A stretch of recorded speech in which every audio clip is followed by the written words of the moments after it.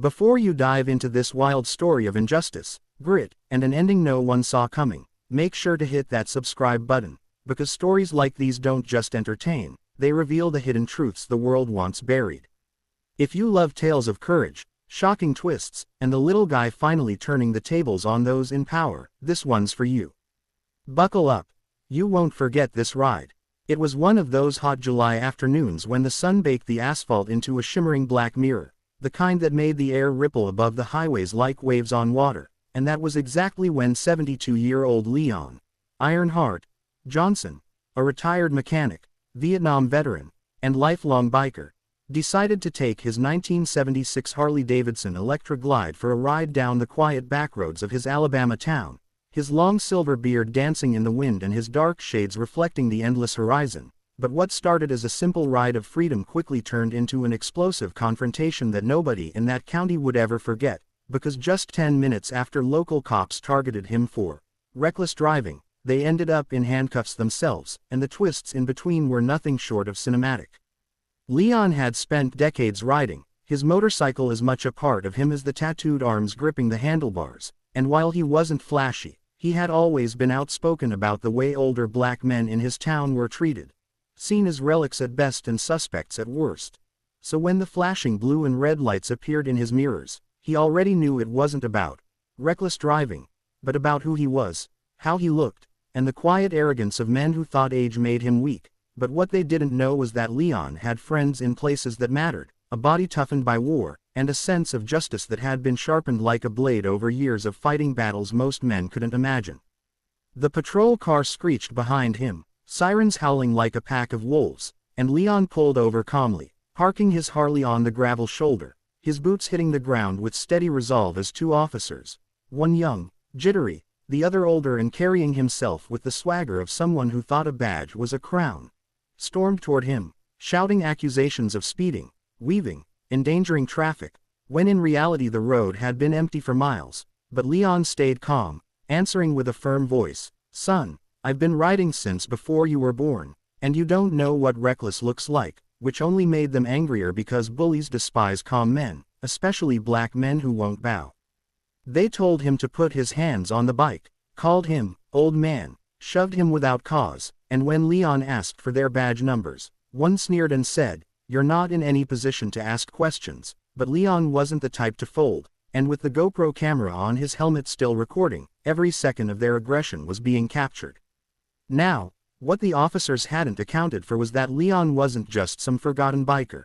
He was president of a respected black motorcycle club called the Iron Sons, men who had spent years cleaning up their neighborhoods, protecting kids from gangs, and working alongside certain sympathetic lawyers, activists, and even a couple of federal investigators who admired how they balanced toughness with integrity. And one of those lawyers had once told Leon, "If they ever come for you unjustly, don't fight back with fists.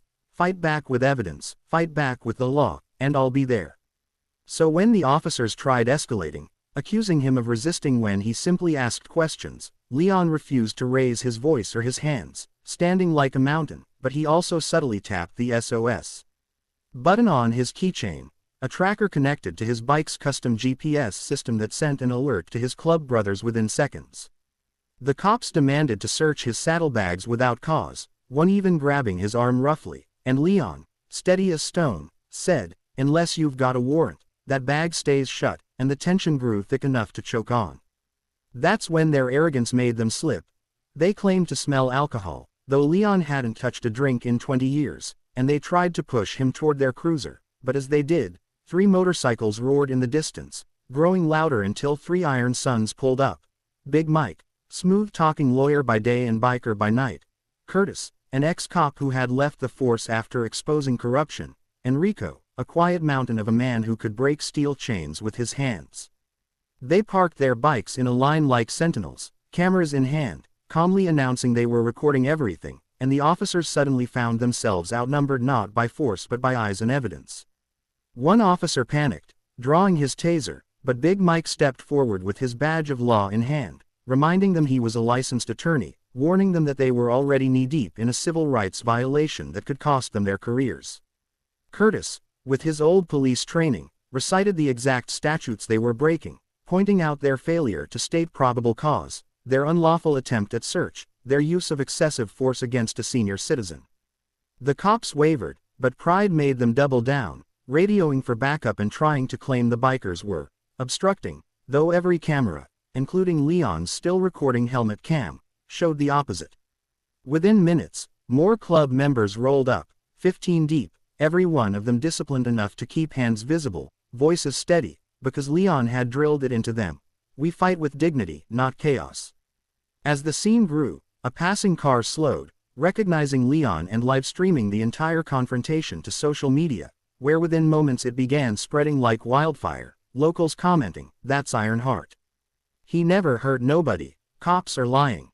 And, we know those officers, they've been harassing folks for years." The office's backup finally arrived, 3 more squad cars, but instead of tilting the balance in their favor, it only made things worse, because among the arriving units was Sergeant Dana Williams, a black female officer with a long history of clashing with her corrupt colleagues, and the moment she saw Leon restrained without cause, bruises forming on his arm, surrounded by club members who weren't threatening but clearly recording, she demanded an explanation. The officer stammered through lies, but Leon calmly asked, "Sergeant, would you like to see the footage?" Handing her his helmet cam, and as she scrolled back, her face hardened like stone because it was undeniable. Unlawful stop, unlawful force, unlawful attempted search, threats, and even racist slurs muttered under breath, all captured crystal clear. She quietly radioed higher authorities, bypassing her immediate captain who was known for covering up, and within 10 minutes, 2 unmarked black SUVs rolled in. Federal investigators who had already been monitoring complaints against the local department, tipped off months earlier by none other than Curtis. They stepped out, badges flashing, and asked for the 2 officers' names. When they hesitated, the feds repeated with steel in their voices, "Give us your names, now." Within moments, handcuffs were reversed. The very officers who had targeted Leon were being restrained, read their rights for civil rights violations, abuse of authority, and obstruction of justice, their shocked faces pale. Under the southern sun, the crowd that had gathered by then erupted, some cheering, others just stunned silent at the sight of local cops in cuffs, and Leon simply crossed his arms, the old warrior standing tall, as one of the feds turned to him and said, "Mr. Johnson, we owe you thanks. This footage will be key evidence in a larger case we've been building." The story didn't end there, though, because the aftermath turned the whole town upside down. The video went viral nationally, civil rights groups rallied behind Leon, the Iron Sons gained recognition for their discipline and courage, and the corrupt officers ended up not just fired but federally charged, their careers over, their freedom uncertain. Leon, meanwhile, became a symbol, not just of defiance but of how wisdom, preparation, and unity could flip the script, even when the odds seemed stacked. In interviews, he never bragged, never played the victim, he just said, "They thought an old black biker would be easy prey. They forgot that history has taught men like me how to stand, no matter what." His words echoed everywhere, sparking conversations about policing, age, race, and the quiet power of recording the truth. 10 minutes, that was all it took to turn predator into prisoner, all because one man refused to bend and a brotherhood refused to be silent, and as Leon fired up his Harley once more, riding into the horizon with the roar of support behind him, the message was clear.